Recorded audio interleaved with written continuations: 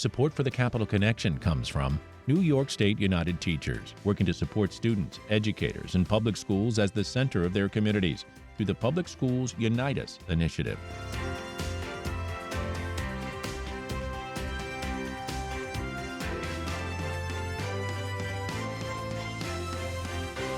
It's the Capital Connection. Hi, I'm David Gistina. Joining us today is State Senator James Skoufis, a Democrat from New York's 42nd Senate District, which includes Middletown, Woodbury, and Monroe.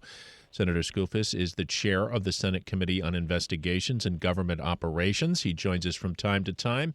And I thank you for coming back to talk with us on the Capital Connection this week, Senator Skoufis. Always great to be back. Thanks for having me.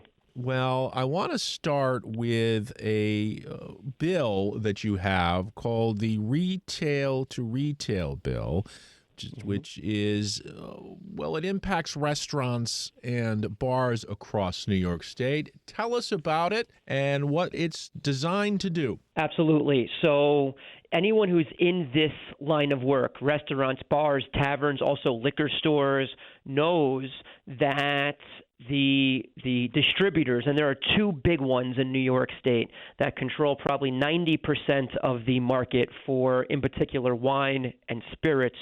They have a stranglehold on the alcohol system. If you're a liquor store, you're a restaurant, you're a bar, the only place by law until now that you can purchase any and all alcohol from is from a distributor, or also known as a wholesaler.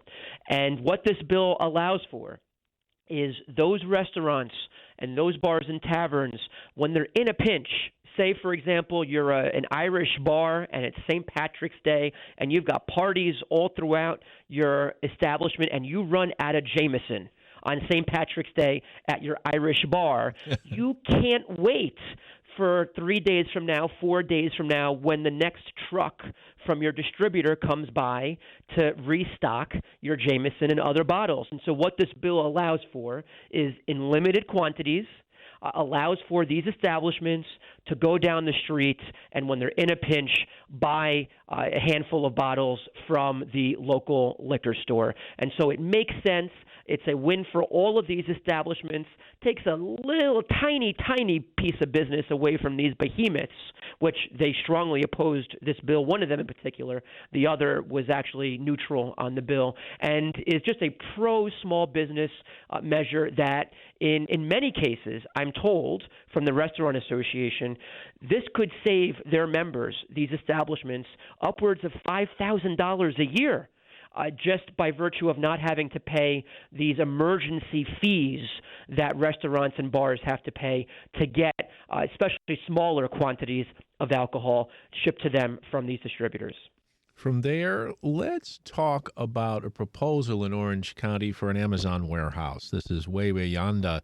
And the Orange County Industrial Development Agency, which, you've been critical of the industrial development agencies. A state-appointed monitor now vetoed the $80 million property tax break for that warehouse. There's been local opposition as well. Give us your thoughts on this. So you hit the nail on the head. The most important piece here is the state-appointed monitor. We're the only IDA in the entire state. And every county in the state, and then many municipalities in the state, have IDAs. And the Orange County IDA is the only one with a state-appointed monitor, which I got into the budget several state budgets ago, because the Orange County IDA has run amok and lost sight of who they serve, which are the taxpayers. Not the big corporations that walk through their doors asking for tax breaks. They're supposed to serve the taxpayers of Orange County, and so that's why the monitor is there. And this is a controversial project right outside the city of Middletown, and as you said, the town of Wawayanda here in Orange County. It would be the largest warehouse in all of New York State at 3.2 million square feet. But the kicker here is they went to the IDA, Amazon, mind you, not some company no one's ever heard of that just scrapes by. Amazon went to the IDA and asked for $80 million in property tax breaks to our taxpayers. They look to our taxpayers and are asking them to subsidize their property tax bill. And so I've been vehemently opposed to that proposed tax break. The IDA approved it in a rare not ununanimous vote. It's very rare that their votes are not unanimous. And nevertheless, they did approve it after a lot of contemplation and due diligence, and certainly attempts at due diligence, because Amazon was stonewalling them and the IDA was stonewalling the monitor. The monitor did decide to veto the decision that the IDA made to approve these tax breaks. And so now we're waiting to see what the response is from the IDA and Amazon. Are they going to come back to the table and renegotiate as they should? Are they going to drop their IDA application, their pilot application specifically, and pay their damn taxes? What are they going to do? There's some talk about them ignoring the monitor or going to court and challenging the monitor, which would be preposterous. And so right now we're in a wait-and-see mode as far as what the folks on the other side of this deal, the IDA and Amazon, are going to do next. It's a bit interesting to me, Senator Skoufis, that when you hear about these proposals, whether it's a public-private partnership or these IDA proposals, politicians generally jump on board whenever there's, we're going to create jobs. But you don't necessarily jump right in. I don't. And now, look, mind you, I'm not anti-incentive. If there's a good project that's going to create good jobs that pay well, this Amazon project, by the way, 90% of the permanent post-construction jobs to be created would have an average salary of $37,000 a year. These are not good-paying jobs. But if you've got a good project, good jobs that the community supports, that otherwise definitely won't come here unless they get a little bit of help, that's what incentives are for. And I am for those types of incentives. But what we have seen time and time and time again are these applicants, these big corporations, just apply for tax breaks and apply for subsidies because they can, not because they need them, and economic development officials jumping whenever they're told to jump. And the loser whenever that happens is the taxpayer. And I can tell you one of the issue areas that I do work in here in Orange County, this being one of them, of all the issue areas I do work in, the public overwhelmingly backs me up on this issue and this approach time and time and time again. They're sick and tired of their hard-earned dollars and paychecks being in part funding these projects that don't need their help. And most importantly, taxpayers are not foolish. They know that their property taxes are so high in part because you have some of these projects not paying their fair share in property taxes, and someone's got to pay that fair share. And if it's not going to be these big projects, then the burden gets shifted over to the average resident. And so, you're absolutely right. I think I'm more the exception than the rule. I take a scrutinizing lens to these incentives and see, is it really necessary? Are taxpayers getting the return on investment that they deserve? And whether it's IDA work, whether it's the film tax credit, where literally we spend $1 billion a year for one industry to come to New York, and the return on investment, and these are not my numbers, these are independent studies, 13 cents comes back to taxpayers for every dollar that they put in to the film tax credit in our New York State budget. We have to do better. We have to be more responsible to the taxpayers that we represent. He is State Senator James Skoufis, a Democrat from New York's 42nd Senate District. You are listening to the Capital Connection. I'm David Gustina. Well, I want you to tell us more about this South Blooming Grove election controversy. You stepped in. You want the state attorney general, Letitia James, to investigate. What's happening? This is a wild situation, David. We have a small village in the 42nd Senate District here in Orange County by the name of South Blooming Grove. About 4,000 individuals live in this village. And what we saw was, after the fact, there was a village election that was held on October 22nd of this year that seemingly nobody knew about. It was a secret election, effectively. And what we saw was, I think the evidence is crystal clear. We saw a highly intentional, systematic attempt to hide this election from local voters. This was an election for mayor. There was an incumbent mayor, and it was an election for 2 of the 4 trustees. So a majority of the board, 3 out of the 5 positions. And the reason why the folks who run this village attempted to and did hide this election from voters is because the last time there was an election, a write-in candidacy almost defeated their preferred candidates.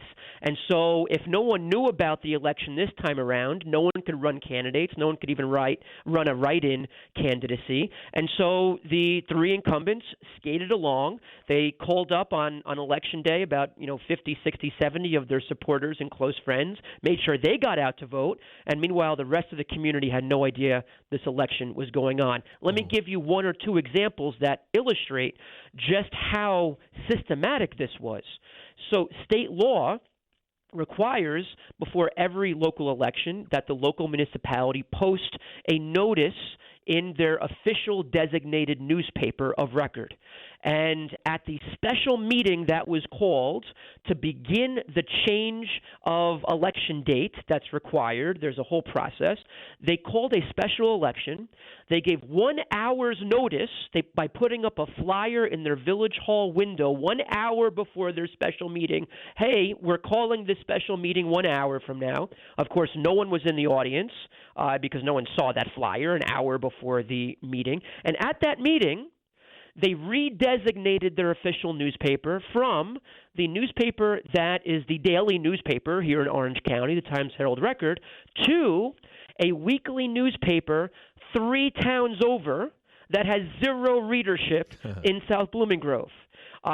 Those are the lengths by which this municipality went to hide this election from voters. There were no emails, no social media, nothing on their website, no robocalls, no mailers, no nothing.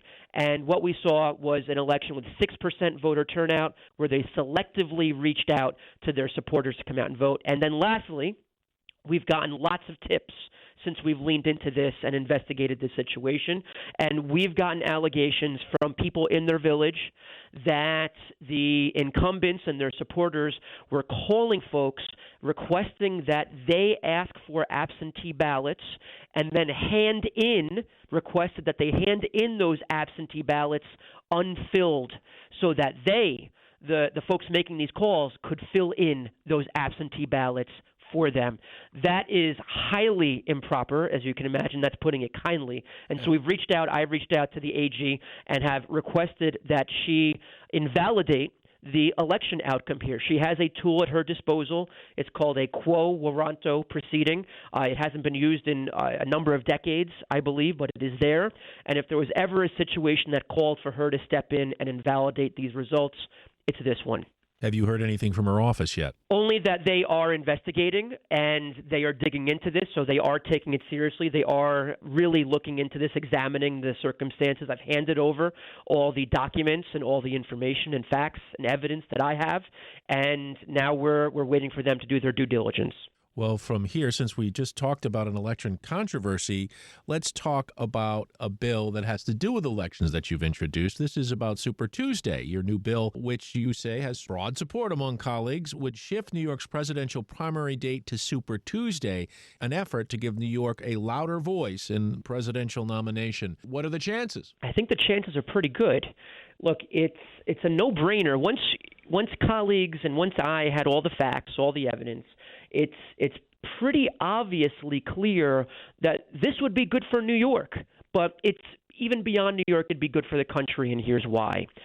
We are obviously a large, highly populated, over 19 million people live in this state, and we have a long history of political engagement, high political engagement, and yet nevertheless, for most of recent history, we've been towards the back of the presidential primary calendar. By the time the primaries usually get to us, at least mathematically, if not completely, the race is over. even in 2016, where you still had Bernie and Hillary campaigning, Hillary had mathematically wrapped up the nomination by then. You've got to go way back to a point where we were actually relevant and influencing the outcome of a presidential nomination. And so, look, the stated reason why we are in the back of the pack is because we get quote unquote bonus delegates from the national parties by willingly sort of ceding relevance. We get to hand out a few more convention passes to a few more big donors. The vast majority of my colleagues and Democrats and Republicans alike in New York would happily trade that off for relevance and impact in the primaries. I want presidential candidates to actually have to come to New York and ask for our votes. I don't want them to only be coming to New York to visit our corporate boardrooms and our penthouses in Manhattan to host fundraisers and then jetting out the next day. So this is an attempt to put us in a highly relevant timeline and situation. And yes, there is very significant support so far amongst colleagues, and I'm hoping that we can get this done this session. The reason for the timing here, the last piece, because your listeners might be thinking, why in the world are we dealing with this heading into 2026? 2028 is a million years away.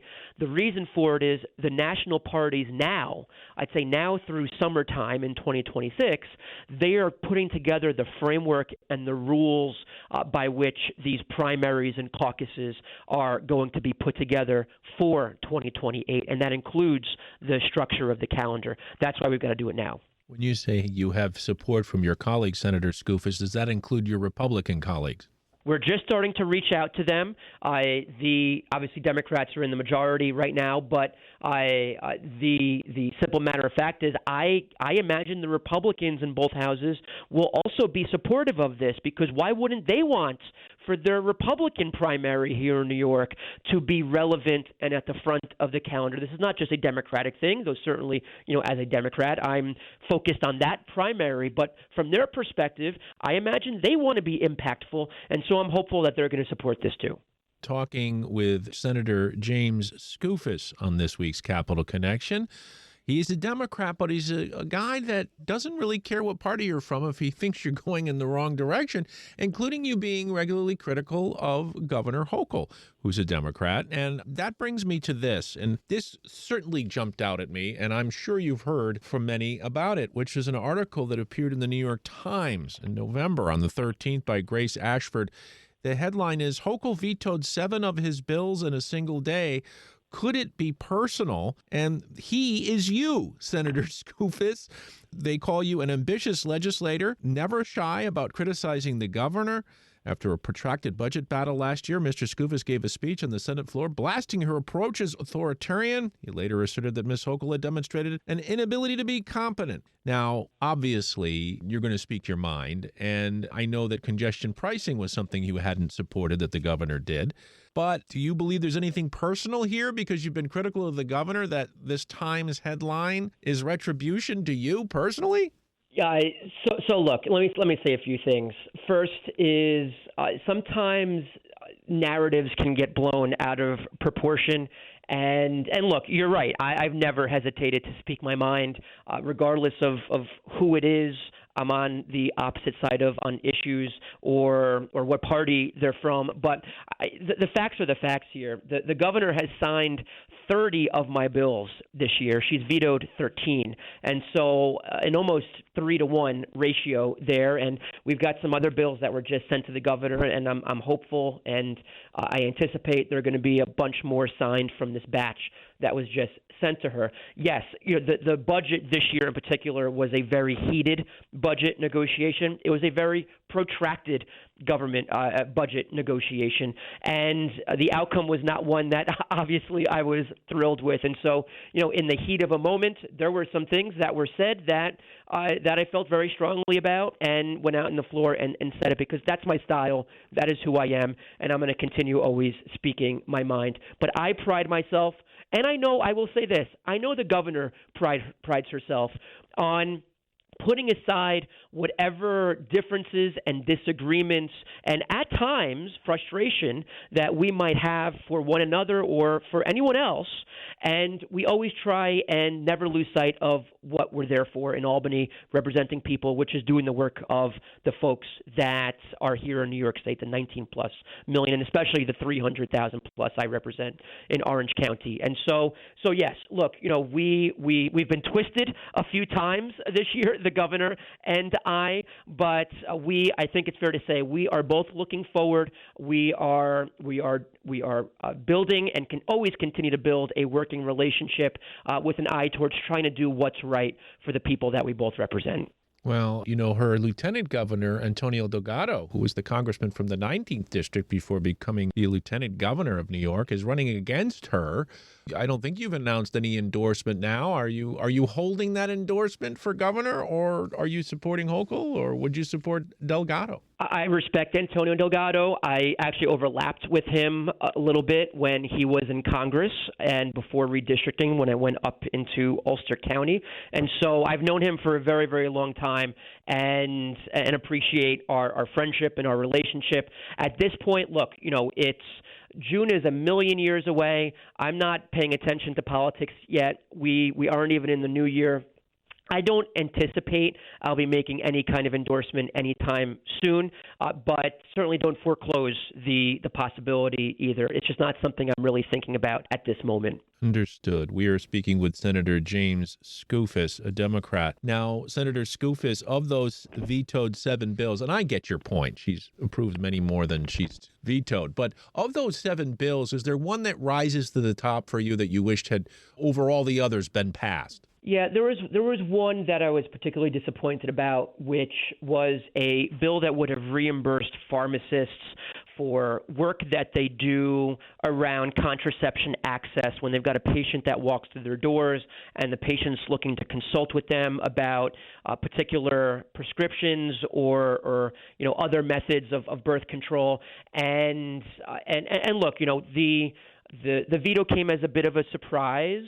And I will say, though, that the governor's office and we are working through the veto message and seeing if we can tweak 1 or 2 pieces of the bill, get it back teed up, get it in a good place and get it signed early in session next year. So those conversations are ongoing, but of that tranche of vetoes, that one caught me a bit surprised and disappointed. But look, every year, and this is again, I understand there's a lot of media attention and interest in what transpired a month and a half, 2 months ago, whenever it was, with these vetoes.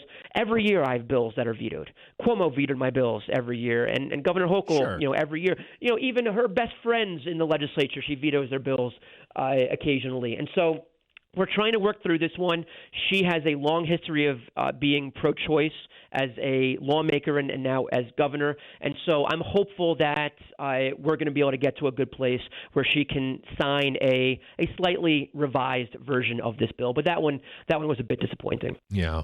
Well, Senator Skoufis, one of the big challenges is tied directly into the federal government and the cuts. Not only that, but, you have housing issues. You were a part of public housing when you were younger and know all about food stamps. I mean, the state can't do it alone. That's right. I believe, and New York historically has believed in a strong safety net.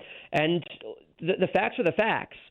Whether you're a Trump supporter or not, the fact is that these federal cuts, especially those that came from the omnibus bill that was signed on July 4th over the summer, our job here in New York, in our state budget and the social safety net in particular, a far more challenging way of life for us to sustain here.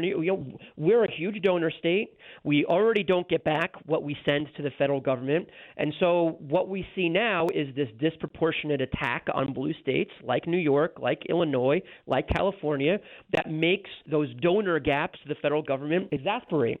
and they're taking a scissor and cutting some of that social safety net. And the fact is, we in New York now, heading into next year, are going to be faced with very difficult decisions about our tax policy and raising more money. Do we cut in some other places to try and backfill these cuts to Medicaid, to food stamps? I mean, the federal government forever has funded 100% of food stamps. That is now about to change, and that is an enormous sum of money, and that particular cut's gotten lost amidst the much larger and headline-grabbing Medicaid cuts that have come down. And so yes, it's enormously challenging moving forward due to the cuts the federal government has made and the further cuts that they're proposing.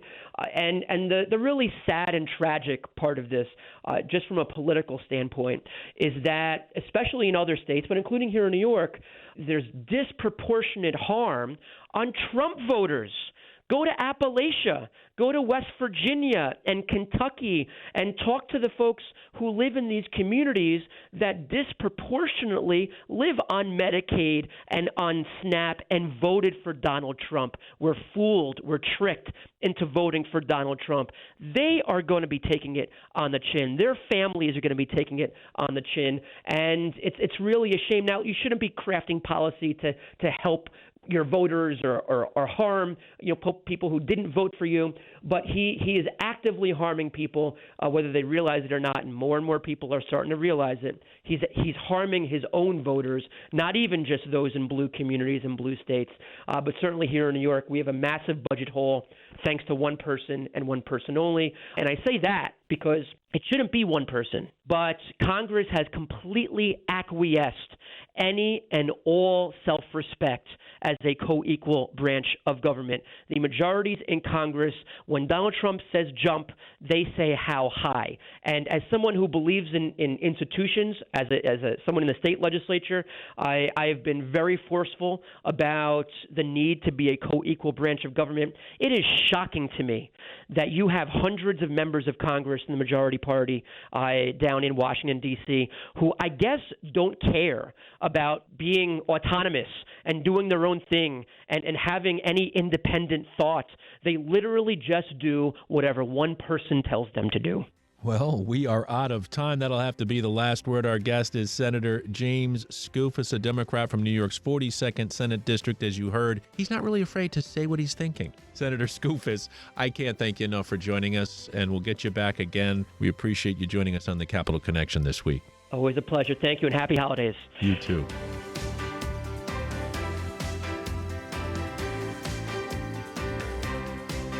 Support for the Capitol Connection comes from New York State United Teachers, working to support students, educators, and public schools as the center of their communities through the Public Schools Unite Us initiative.